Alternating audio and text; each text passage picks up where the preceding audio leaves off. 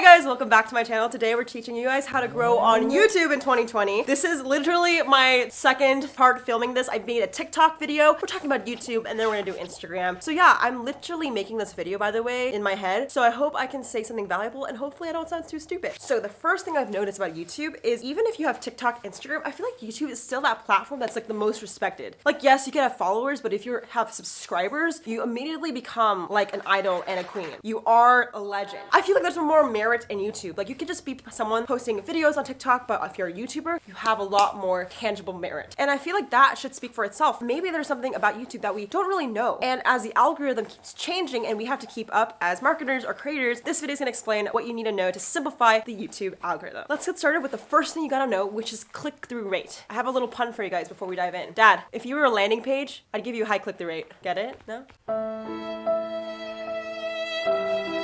Well, and that's essentially, the higher the click-through rate, the more ideal and enticing you are to a viewer. So your goal as a creator is to make sure that your thumbnails are eye-catching. I am telling you, so many people don't understand the value of a thumbnail. When you're scrolling on YouTube, trending pages, or you're at the home, you're gonna see a title and a thumbnail. Before you even watch the video, you're gonna click on the thumbnail first. So that's why it's super, super important to have a very eye-catching thumbnail. Now listen here, right? Maybe you're like, hey Jade, I still don't know how the algorithm works. Like how does it like know what to push? Well, Sally, it's gonna be okay. Listen here. So say your video has to do with something about hair tutorial. YouTube's gonna share this video and push it on people's homepages and feeds to see if people are interested in hair videos. Now what's super important is YouTube's gonna push it to 100 or 200 people, right? But in order for YouTube to keep suggesting it to thousands and millions of people, you have to have a really good click-through rate, right? Because if YouTube sees that your click-through rate is like really low, they're not gonna keep pushing it. You have to prove to them that in the first 100 people, say 50 people click on it, right? So that's why it's super important to have really beautiful thumbnails, which I'll go into in a little bit, but that's the importance of the click-through rate. Now, if you're asking what's a healthy CTR, which is click-through rate, I would say it's around 15 to 20%. Now, I'll be honest, it's actually really freaking difficult. Most of my videos on my channel have around like a 5% click-through rate. It's not easy. The reason why it's actually really hard is because YouTube doesn't know who to suggest it to in the beginning. So for example, say you're having a haircut video, YouTube, the algorithm is not smart enough to push it to like hairstylists. Maybe they accidentally push it to gamers. And because of that, gamers like don't want to click on the video. So sometimes it's not your fault, but sometimes it could be your fault. So one of the most important ways you can look at your thumbnail to see if there's a clear message coming across. If your thumbnail doesn't have clear text, if you can't see a face, YouTube is not smart enough to know where to push it. So make sure you guys use keywords and your visuals are really on point. So for example, here's a thumbnail that maybe wouldn't do so well because it's not really easy to read and there's just too much going on. However, this thumbnail has my face really clear and a few words to tell YouTube to push it to people that maybe like hair videos, right? Because I have a picture of my hair before and after. So it's super important to realize that it has to have a clear, concise message and your face needs to be in it. It's kind of weird, but I find that YouTube doesn't like it when there's more than 2 faces. Like I had a video with 5 people in it and literally the click-through rate plummeted to 5%, which is actually really bad when you think about it. The minute I changed to 2 or 1 face, it really helped. So just be very clear in your message and the text is super important. I just quickly have to add, the reason why I've learned so much about thumbnails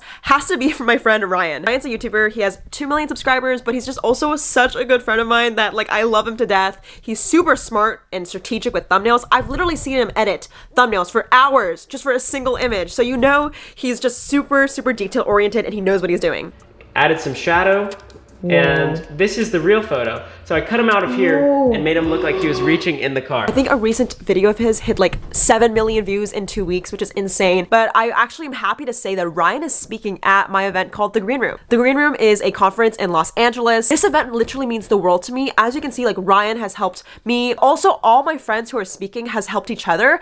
And like, I really wanted to recreate this like support circle in this event. So if you guys want to ask Ryan about any questions about thumbnails, he will be speaking. If you guys want to grab a in-person ticket for the event, it's 30% off, but we also have virtual tickets. So if you can't come to LA, don't worry, grab your tickets, but it's ending in 2 weeks. So go grab it if you haven't already. And I can't wait to meet you guys. Okay, let's go back in today's video. Now, once you figure out a really, really eye-catching thumbnail and really good title, you need to make the video watchable and hopefully have people stay as long as possible. So then we're coming into what we call watch time. I'd say click-through rate is a little bit more important than watch time because if people don't click on your video, then they're not gonna watch it. But watch time is just as crucial. social, right? Similar to what I said before, if YouTube sees that people are staying for a long amount of time, they're most likely going to push it to more and more people. A really healthy watch time is around 40 to 50%. Now, I'll be honest, again, it is really hard to do that too. You have to be a really good storyteller. You have to keep people engaged. If you guys would like to see a whole video about storytelling and creating an engaging video, let me know and I can break it down in the future. But my main summary to make really high watch time content is a really good beginning, middle, and end. You want to basically make sure that throughout the video, people know why they need to stay to the very end. Is there a really big problem you're solving? Are you making the viewer feel like they're part of the story, right? So whether you make tutorials, vlogs, make sure you ask yourself, like, why are people staying to the very, very end? And once you understand that, then you can create content and put footage that makes sure that it supports that story. So I'll give you guys an example. This video right here has a watch time of 25%. And the reason why it was so bad and not a really healthy watch time was because I was literally talking for the first 3 minutes about something completely irrelevant. People clicked off, they didn't give a shit. However, this video that has a watch time around 45% was straight to the point. I dove right in and I made sure I gave the audience value as soon as possible. So honestly, if you can learn anything about watch time, just shut the fuck up, get straight to the point, and then you might have a better chance of having a higher beginning and end watch time. So now you're probably like, okay, Jade, it seems like a lot of data, a lot of analytics. How do I get started as a beginning YouTuber? Now, if we're starting with 0 views and 0 subscribers, I'm telling you, none of this information will be actually helpful because you need to fail and try a lot. I personally have made over, I would say like 400 to 500 videos in my, I guess, career. And I definitely had really shit videos. Like my first 100 videos were super, super bad. So if I can give any recommendation and my main takeaway to anyone who maybe is still confused, seriously, just make a lot of videos, make 100 videos that are mediocre, not the best, and then reflect and look at the data and see what you can take from it. I think too many people want to optimize too early. And I'll be honest, this video is actually not helpful at all if you don't even have a video. So my message to you guys is to go out there, make a YouTube video. It's okay if it sucks. It's okay if you don't have a good watch time. You can always go back and reiterate. And I believe all success is learning from your mistakes. So don't be afraid to fall on your face a few times and learn from that. So with that being said, I want to shout out to the comment winner. Shout out to